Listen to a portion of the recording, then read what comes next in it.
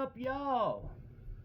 Hey, man, I I I was thinking about this yesterday, and I meant to do a video, and I fooled around and didn't do it. Um, I'm gonna tell y'all something that you see in prison that it's I mean, the person done wrong, but still, let me just lay it out. Man, there's a lot of people in prison that say they like me. They grew up in a little small town where everybody knows everybody. I mean, you go to school with your best friend from kindergarten through, graduation, the same class and stuff, and y'all are best boys. I mean, go deer hunting together, fishing together, four-wheeler, you know what I mean? If you looking for one, you find the other, that kind of relationship. And then, they get a little older or something, and they get off drinking one night, and they, fool around and have a car wreck, and one of them dies, man. So now the other one, didn't have no, man, broke his heart. His friend's dead. Not only is his friend dead, but he's the one that's responsible for it. And now they finna give you 20 years for it.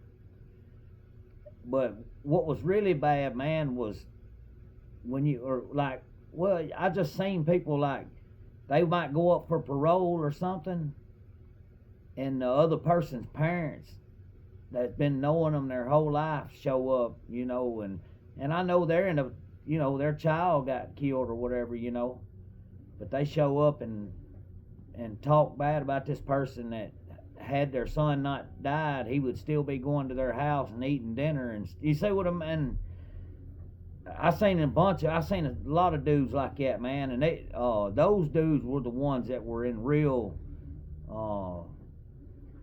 real mental agony in there. Because they already, the way I feel about what happened to my mom, like that guilt, they carry that with them all the time, man. And I felt bad for some of them dudes, because man, you got to think about it. They didn't, man. Let me tell you a little story, and this is how close things can happen. Me and my buddy Bo, we run around and drank beer for a couple years straight in our early 20s. Just, stayed drinking, and we went camping one night up in somewhere up, I don't know, Lake Logan, wherever that is, up in Tennessee. And for some reason we get up at like 5 o'clock in the morning or 4 o'clock in the morning and decide we're going to leave and go back home, but we get all the beer out of everybody else is asleep, so we get all the beer. Well, hell, we just start drinking beer at 4 in the morning, driving home. We taking the back roads and stuff, and we getting drunk. Man, I don't know why, but it's raining, and we ended up on his road now, and we in his little truck, little Nissan extended cab, and we're coming up on his house.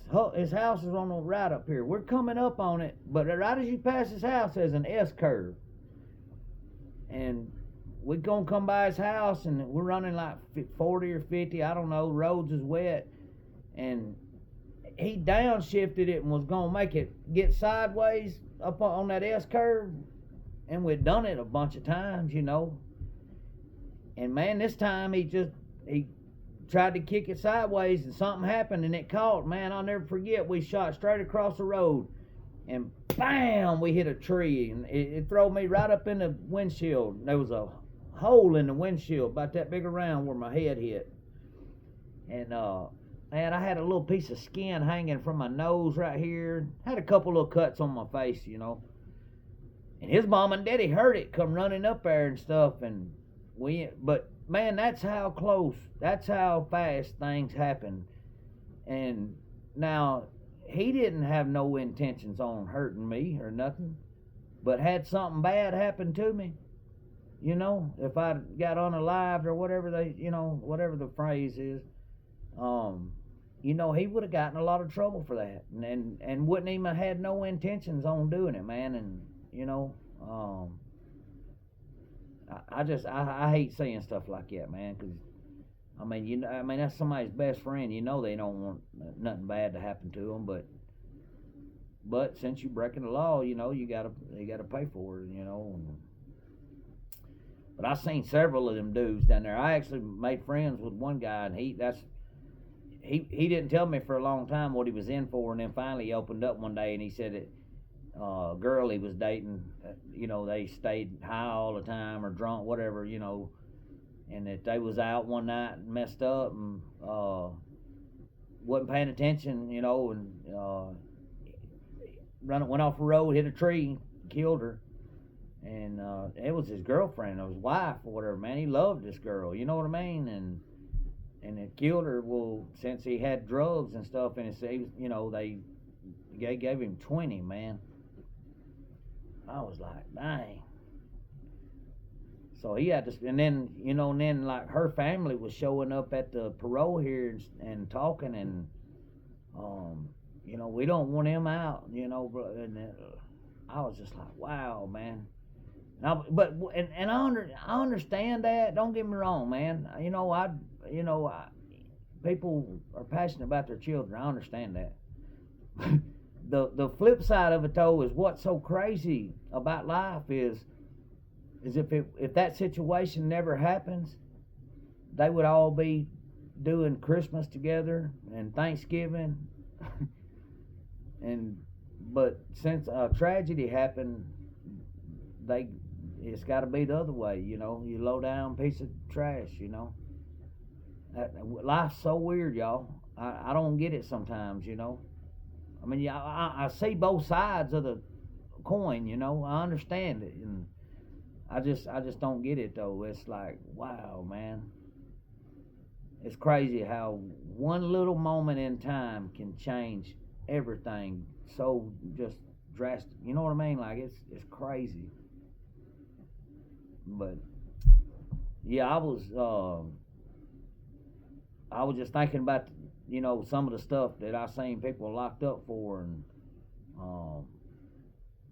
man, there was some crazy stuff people, you know, had happen, and just not even mean to, you know. And the next thing you know, they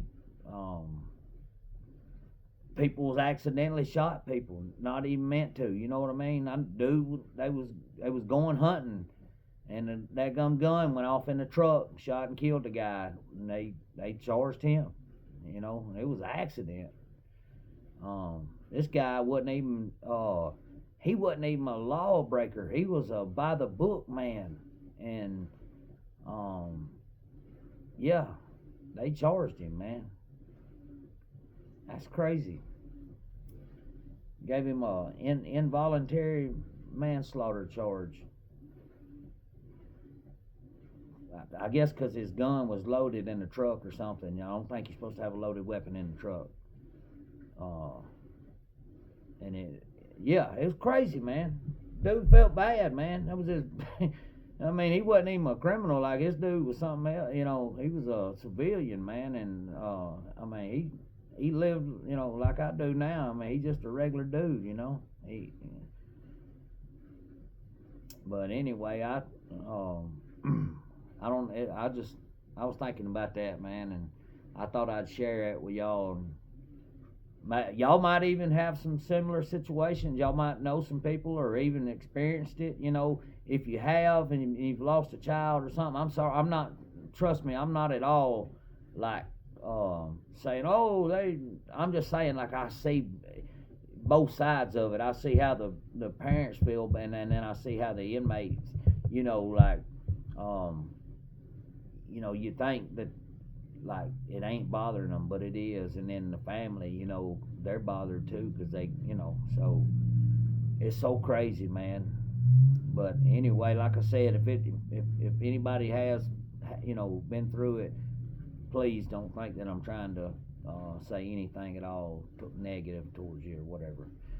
Just talking about what I seen, you know. But man, I tell you what, I appreciate y'all, and I've been watching. I'm gonna watch I heard they got a new documentary out about old Joey Merlino. I don't know why I always watch that mafia stuff or whatever, but anyway, it's on Netflix. So whenever my freaking garbage Paramount runs out, man, don't let me tell y'all something. Don't Paramount, don't even buy that. So, but anyway, all right, y'all.